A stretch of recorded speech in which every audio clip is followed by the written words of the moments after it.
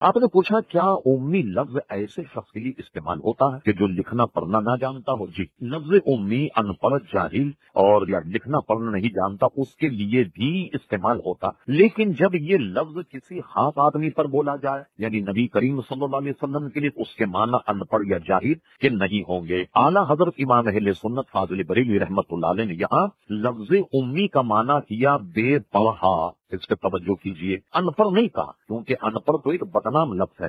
آج بھی آپ کسی آدمی کو کہتے او ان پڑھ ادھر آ، وہ تو برا مان جائے گا، تو عام آدمی کو بھی آپ ان پڑھ نہیں کہہ سکتے، تو اس لیے اعلیٰ حضرت اس کا ترجمہ کیا بے پڑھا۔ اب اس کی ڈیٹیل کیا ہے؟ بے پڑھا کے معنی یہ ہوں گے کہ سب کچھ پڑھتا ہے، سب کچھ جانتا ہے، لیکن کسی استاد سے اس نے تحصیل علم نہیں کی۔ کیا مطلب؟ یعنی بے پڑھا جس نے کسی استاد سے علم نہیں سیکھا اور اس کے باوجود سب جانتا ہے، یہ معنی ہوگا۔ نبی کریم علیہ الصلوۃ والسلام پر جب لفظ امی کا اطلاق ہوگا تو اب آپ آئیے ڈیٹیل کی جانیں۔ لفظ جو ہے کتب لغت میں اصل کے لیے آتا ہے۔ حضور علیہ السلام کو امی کہنے میں ایک توجہ یہ ہے کہ جب دنیا میں پانی ہی پانی تھا، سب سے پہلے زمین کا حصہ برآمد ہوا پانی سے، وہ مکہ مکرمہ کی سرزمین تھی، بالخصوص وہ جگہ جہاں اس وقت خانہ کعبہ۔ تو خانہ کعبہ جو ہے سب سے پہلے یہ زمین برآمد ہوئی، تو یہ عربی میں چونکہ قرا جو ہے وہ زمین کو کہتے ہیں، تو اب کیا ہوا کہ مکہ کی سرزمین جو سب سے پہلے جو منکشف ہوئی، جو ظاہر ہوئی، تو اس کو کہا جانے لگا ام القرا۔ ام کے معنی اصل اور ماضی بھی آتے ہیں۔ کیا مطلب ہوا کہ مکہ وہ سرزمین ہے جو تمام سرزمین جو ان کی اصل ہے۔ جیسے میں اگر حیدرآبادی ہوں، مجھے حیدرآبادی کہا جاتا ہے، آپ اگر دلی کے رہنے والے آپ کو دہلی بھی کہا جاتا ہے، ایک شخص بھوپال کا رہنے والا اسے بھوپالی کہا جاتا ہے، ایک شخص پنجاب کا رہنے والا اسے پنجابی کہا جاتا ہے، ایک شخص ملتان کا رہنے والا اسے ملتانی کہا جاتا۔ اسی طرح حضور ام القرا میں رہتے تھے، اس لیے آپ کو امی کہا گیا، یعنی مکہ کے رہنے والے۔ اب آئیے ہمارے تلائے قرآن مجید فرقان حمید عائد ہے سنقرئک فلا تنسا، اے میرے حبیب میں تمہیں ایسا پڑھاؤں گا کہ تم کبھی نہیں بھولو گے۔ اب دیکھیے قرآن مجید فرقان حمید میں کس کی نص ہے کہ میں تمہیں ایسا پڑھاؤں گا کہ تم کبھی نہیں بھولو گے۔ اب رہا یہ جیسا کہ آپ کا دوسرا سوال ہے، یہ کیسے ممکن ہے کہ اللہ تعالیٰ نے جس کتاب کے ساتھ نبی کو بھیجا ہو وہ اسے پڑھنا بھی نہیں جانتا ہو اور نہ ہی اس کی کوئی ایک آیت لکھ سکتا ہو؟ برائے کرم حوالوں کے ساتھ جواب دے کر میرے ذہنی انتشار کو دور فرمائے۔ ایک تو میں نے یہ پہلے آپ کا جواب میرا خیال ہے وہ بھی ایک مفصل۔ نبی کریم علیہ الصلوۃ والسلام نے لکھنے پڑھنے سے گریز کیا، اس کی وجہ کیا تھی؟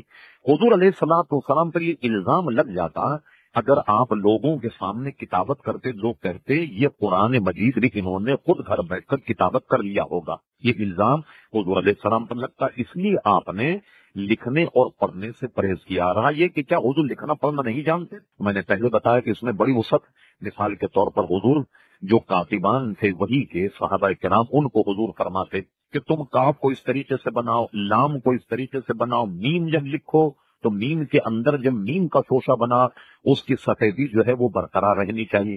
پوری کتابت کے فن حضور علیہ الصلوۃ والسلام سکھاتے۔ معلوم ہوا کہ جانتے سب تھے لیکن لکھنے اور پڑھنے سے حضور علیہ السلام نے پرہیز کیا۔ اگر کوئی شخص معاذ اللہ ثم معاذ اللہ اب بھی یہ کہے کہ حضور قطعاً لکھنے کا علم حضور کو نہیں تھا، اب آئیے خالد علی خان صاحب، پہلے تو میں نے قرآن مجید کی ایک آیت آپ کے سامنے پیش کری، سنقرئک فلا تنسا، میں تمہیں ایسا پڑھوں گا میرے حبیب تم کبھی نہیں بھولو گے، الا ماشاء اللہ، بھولو گے بھی جبھی جب رب کی منشا ہوگی، جب اللہ تبارک و تعالیٰ چاہے۔ اس آیت کو ذہن میں رکھیے۔ اب آئیے بخاری شریف کی حدیث۔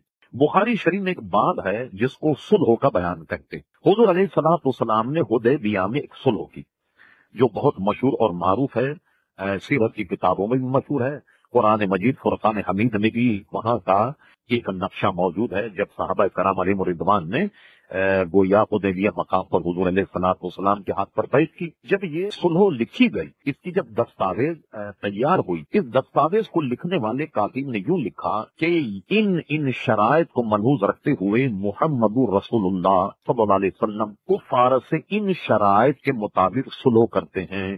اب ادھر کے جو لوگ تھے، صلح نامہ جب پڑھا گیا تو کفار مشرکین کے جو سردار انہوں نے اعتراض کیا، انہوں نے کہا آپ اس میں سے لفظ محمد رسول اللہ کو جو ہے وہ محو کر دیں، اسے مٹا دیں، آپ اس کی جگہ لکھیں محمد ابن عبداللہ۔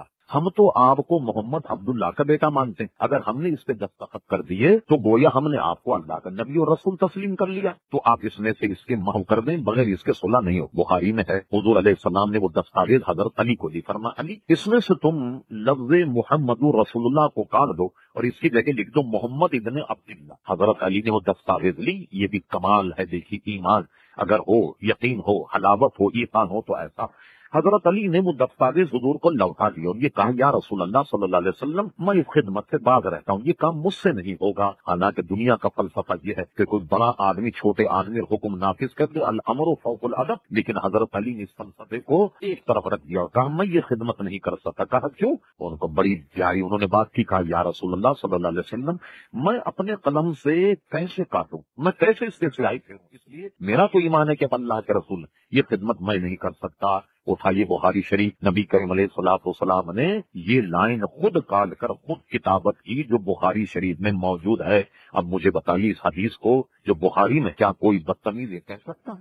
نبی کریم علیہ السلام کے شان میں گستاخی کرنے والا کہ معاذ اللہ امی کے معنی جاہل کے تھے، امی کے معنی جو ہیں وہ ان پڑھ کے تھے، ہرگز نہیں۔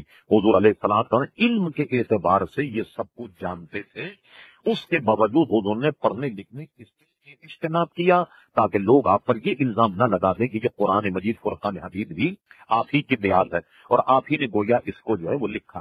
ایک نفسیاتی بات میں خالد علی خان آپ نے بڑے ٹورنٹو کینیڈا سے سوال کیا تو میں سمجھتا ہوں کہ کم سے کم انتشار آپ کے ذہن کا دور ہو جائے۔ مجھے بتائیے کہ آج وہ مولوی اور وہ محدث اور وہ مفسر جو نبی کریم علیہ السلام کو ان پڑھ کہتے جیسے مودودی صاحب یا ان سے ملتے ہوئے کچھ لوگ، مجھے بتائیے حضور کو تو ان پڑھ کہتے ہیں اور جن کی حدیثوں کو پڑھ کر یہ لوگ اپنے آپ کو شیخ الحدیث کہلاتے، شیخ القرآن کہلاتے ہیں، محدث کہلاتے ہیں، عالم کہلاتے ہیں، علامہ کہلاتے ہیں۔ غور تو کیجئے کہ جن کے کلمات کو پڑھ کر تم علامہ کہلا اور خود وہ ان پڑھ ہو، یہ کیا عقل ماننے کے لیے تیار ہے؟